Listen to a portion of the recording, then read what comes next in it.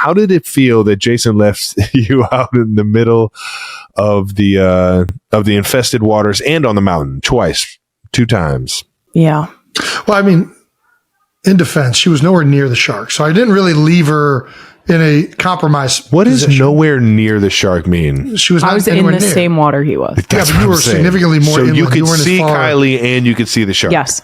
It was hard to see Kylie, though. That's how far that's away weird. she was. It was No, it difficult. wasn't. It was hard to see. It was hard to see her. Let me tell you why it was hard to see me. Because this man was in and out of the water a million times because he couldn't stay up on his board. If the shark would have been anywhere near you, I would have jumped in and attacked it. Is the fastest I've ever seen the big man move was when he would fall in the water and then have to get back up on his board because quick feet. Gotta get out. Was not staying in that water. Okay. It's lava. This is before the shark. He could not stay in the water. Every time he fell in, it was full panic to get his ass back up on that board. He could not stay up. And to his defense, he was paddling out. And it was our understanding that if you were paddling out into the ocean, that it was harder to stay up. And if you were paddling in with the waves, it was much easier. Yeah. This man, like, we're just out there sort of going around, paddling, checking out what was underneath us. And I turn around and this man is the fastest I've ever seen this man move. I was like, oh, look at him go. He's not even. And all I said to him was, are you done? And he was like, mm-hmm. Didn't say, That's what you gave her? Well, she was so far away from me. It was hard to hear what she said because she was so far away from the shark. So it was hard to tell what she was saying. This was as he was paddling past me. Travis, he had to paddle past me to get into the shore. He had to paddle past me. And he didn't say anything. Yeah, but I was out there. I was with the shark. It was me and that one guy, and everybody else was. Have you gone back in the ocean with Jason since? Not with Jason. Who'd you go in the ocean with? Myself. All right. Well, what was worse then? Being left on a mountain or being left in the ocean? I feel like him not mentioning that there was a shark on his way past me is a little bit worse because it is an imminent threat to my life. I would have mentioned it if this it was an imminent threat. This was, I feel like it was this nowhere is near you. It wasn't a threat to you. It wasn't a threat to you, Kylie. It was only a threat to Jason. Yeah, well, that's because I was next to the shark. I feel like this. Have you ever heard the how you get away from a bear? You just have to be faster than the slowest person. Ooh, okay. Yeah. Mm-hmm. Okay. I've heard of that one too. I was his slowest person. No.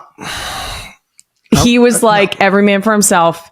At the very least, I know once I get past you. I didn't want to ruin your experience. You were so far away from the shark and you're having so much fun. I didn't want to ruin the entire experience for you. Yeah, you got to keep positive vibes out in Hawaii. Yeah. I was fine with it. I knew they were out there. As long as I don't see them, I'm good. Nice. Yeah. All right, well, honestly, if I did see them, I'd be a little fascinated, but I don't want to see them. I've seen one out there. I just want to see sea turtles. I've seen one out there. You saw one? One what? What kind of shark was it? It was like I want to say it was like a bull shark. It was like it's not a good one to see. It might not have been a bull shark. Bull sharks are one of the most aggressive ones. The most. No, it was like it was probably like a 5-footer. It's probably like a 5-footer. Yep. Looked like a great white, but it was about a 5-footer. It looked like your great white. You know what I mean? Like it didn't look like a hammerhead shark. You know what I mean? Like it looked like you look up 5-footer in shark breeds. Yeah, I don't know. It's a 5-footer. Yeah, it's a 5-footer. Yeah. Okay. Well, the guy that was snorkeling and showing us all the reefs and everything said he knew a shark lived down here in this cave, so he just went down there and just like messed with it a little bit to get it to like come out of the cave. Mm-mm. Oh, nice. The guy came out of the cave and the shark went right back in. Again, you just got to be faster than the slowest person, Kylie. Just remember that. That's it. That's what he said. Kylie's slower than me. I'm going to just scoot on past her and then I'm safe. Kylie, did you see that the Olympic gold medalist skier, Michaela Schifrin, I'm too far away. I think it's Schifrin, offered to help teach you? You can zoom in on that, right? You can't. I've tried. Oh, well, okay. Well, then you better get your eyes checked. I don't know what else to tell you. All right, here, I'll ask you. Kylie, did you see that the Olympic gold medalist, the skier, offered her help to teach you? I did not see this. I only saw this because it popped up in some New Heights developments. Oh, nice. So you follow us on social? It's on my For You page. So please, can you explain how amazing you were by the end of it, though? The sarcasm is stop hiding behind the mic. Okay, here's the deal. Is there anything you want to add to the story? No, I really feel like besides the fact that this man, okay, what am I getting blamed for? Besides the fact that this man was out there yelling at me. I was not yelling at you. I was coaching you. Aggressively. This man was out there. It's a little bit of a yell. This man was that's out what we talked about. That's how I talked to Wyatt and Elliot. Pizza! It's not a yell. This man was trying to explain to me about how to cut on the outside edge. Well, inside edge of one. It's a pro move right there. It's a pro skier move. Here's the problem, Trav. I'm not an ice skater either. Yeah. So he was trying to explain it in ice hockey skating terms. He was. And it wasn't clicking. Shocker. So if it were not for Keely, I wouldn't have survived. She definitely saved the day. Keely Anderson, all props to her. She is the only reason that I made it out of Aspen alive. I'm assuming most people have skied. I had never even clipped into skis before or been in skiing boots. They have like a tilt forward so that you're constantly sort of on your toes almost. Quads are burning for sure. Here's the problem with that. If you try to sit down, your butt does not touch the ground. Nope. I found that out the hard way when I got off the ski lift and immediately tried to bail onto my ass. Can't go back. You got to go side. No. I must have been in a aerodynamic, like fully folded down aerodynamic position for a good 10 seconds before I was like, it's not working. And had to bail out sideways. There you go. Yeah. Golly. That was the moment I should have turned around. I should have gotten my ass right back on that ski lift. But the problem is that I love a challenge. Yes. I love a challenge. See? And if someone's like, physically, you should be able to do this, I'm like, then I can do it. And that is exactly what happened. And you did it. I will say, I think you said it took me 45 minutes to get down that mountain. I think you were being generous.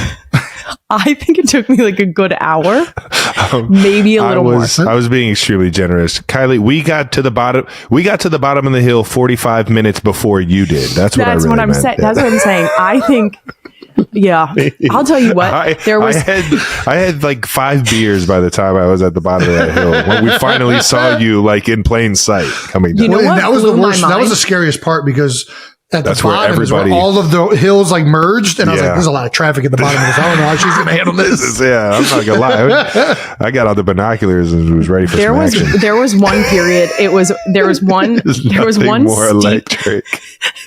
was one steep drop off. Probably like 25, 30 minutes in. And it was a pretty short short part of the hill, but I think it's where we had like there was a mountain. We need to stop calling it a hill. Okay.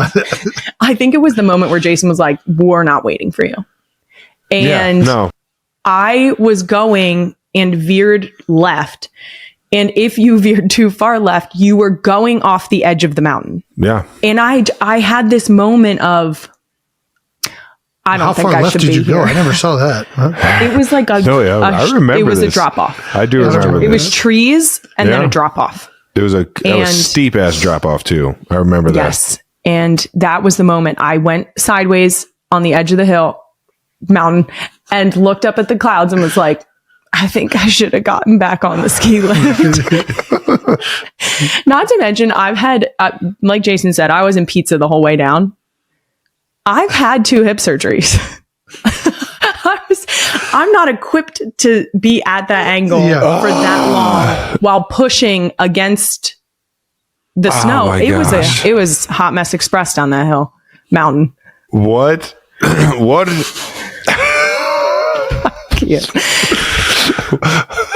At the end, the worst part was the little skiers coming past me. The little ones, the kids just flying by. Yeah, they were flying, and it was right at the end where you guys are talking about, because it's where the fast people merged with the slightly slower people. Yeah. Yeah. No, 100%. And I came out to merge. And I'll tell you what, these freaking 4-year-olds are just zipping past me. And I was like, you know what? Big tree, fall hard. Okay. Yeah, that's why I'm scared and you're fine. Yeah. And that's how I comforted myself. Big tree fell hard. My favorite part of the entire day was getting the skis and just knowing that you were not even supposed to be on this mountain. The woman literally looked at me and said, "You shouldn't be here," with a dead face. Yeah. I was like, and it wasn't like a condescending, no. You shouldn't be here. It was like, you should not be here. Yeah. She said, "How much experience do you have?" I said, "None." She said, "You shouldn't be here." It's real. And then I sort of glanced around at the 8 other people that we were with and was like, well, they're not leaving, so I'm not leaving. And if you can't beat them, join them. You got to be a trooper. And you were I'm going up there. Kylie's informed me this is a TikTok trend. I'm not on TikTok, so I'm new to this trend. It's a blind ranking. Mm-hmm. This is a big thing in the world of TikTok. All right, we're going to blind rank 10 of the most popular Christmas movies of all time. Can't wait to see what they chose for this. You will see one movie at a time. Place it on the list before seeing the next one. It's going to be hard because we don't know what the 10 movies are going to be. That's the whole point of it. That's why it's he's blind got ranking. It. He gets it now. There's literally filters on TikTok that do this. What's a filter? Is that is that like a? It's like a Snapchat thing. But is it? It does it turns everything orange. No, it shows just puts a blank 1 through 10, and then it puts one thing on the screen, and you have to select which number you'd like to put it at, and then you find out what the next one is. Got it. Okay. There's multiple versions of filters. What you just mentioned, Thanksgiving, yes, is also a filter. Yeah, that is. But there's so Thanksgiving food ranking. How are we doing this? Are we doing this with Brandon's going to tell us. Brandon's going to pop it up. Should I get a pen and pencil? No. Okay. Dude, Jason. It's so funny. First movie, The Santa Claus. Oh, Santa Claus. That's a good movie. Claus. That's a good movie. I can think of a lot of movies better, but I do like Santa Claus. Who's going first? Travis, you go first on this one, then we'll rotate. Somewhere in the middle of the pack. 5 or 6. I was thinking 4. I would do 5. Wow. If you guys want to go 5, where were you going? I was going higher than that. You're a big fan. All right, we'll go 4. I just think it's a great movie. It's a really good movie. If you want to go 4, I'll go 4 with Santa Claus. I'll go 4. I can think of a few movies better, including Christmas Vacation. Second movie, Jingle All the Way. Jingle All the Way.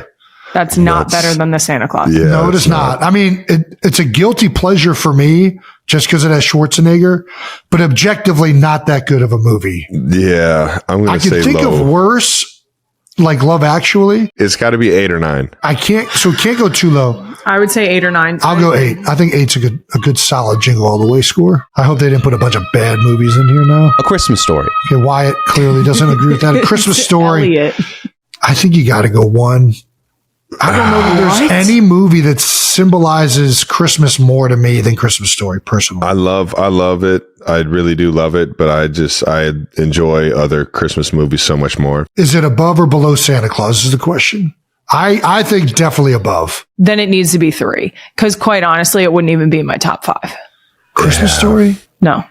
It hits home for us Clevelanders. I think 3 is fine. 3 kind of with Kai. I think should be on the other side of it. I think it should be 2. I think it should be 2. I don't think it should be 2. You already Brandon, keep typing. He already got vetoed. No, thank you. He got vetoed. Movie number 4, Elf. Elf is a very good movie. Outstanding. Man, it's good. It's definitely better than Santa Claus. So I'm upset that Santa Claus is at 4 because I can't put it above A Christmas Story. Yes, we can. I think Elf is 2. Right? I'll put it at 5. I'll compromise 5? on 5. Jason, we're not compromising. You think there's Elf 2 other Christmas movies better than Elf? I can think of like 5, if I'm being honest. No way. A Wonderful Life. I can think of Christmas Vacation. I just want to declare that this does not accurately represent how I would have blind ranked any. The Grinch. Guys, this rating is so fucked up. We fucked up with Santa Claus. No, the Grinch is going to be number 1 and Elf is going to be number 2. We fucked up with Santa Claus. Santa Claus shouldn't be 4. It should be lower. Christmas Story shouldn't have squeaked into the top 5. I said 5 or 6 on Santa Claus. Listen, I think Elf has got to be up there. Is the most iconic Christmas movie of all time. They play it for 24 hours straight on TBS. They used to at least. Ooh, yeah, oh my gosh, wait. And in the latest episode of New Heights, Jason, Travis, and Kylie Kelce delivered one of their most entertaining conversations yet. Filled with hilarious family stories, unexpected moments and plenty of teasing. One of the biggest moments came when Kylie opened up about being left behind in the ocean while a shark was nearby. Jason defended himself by saying Kylie was nowhere near the shark, but Kylie quickly disagreed. She explained that she was still in the same water, while Jason was busy trying to stay on his board. The conversation became even funnier when Kylie revealed just how quickly Jason moved whenever he fell into the water. The family then talked about the shark they saw in Hawaii.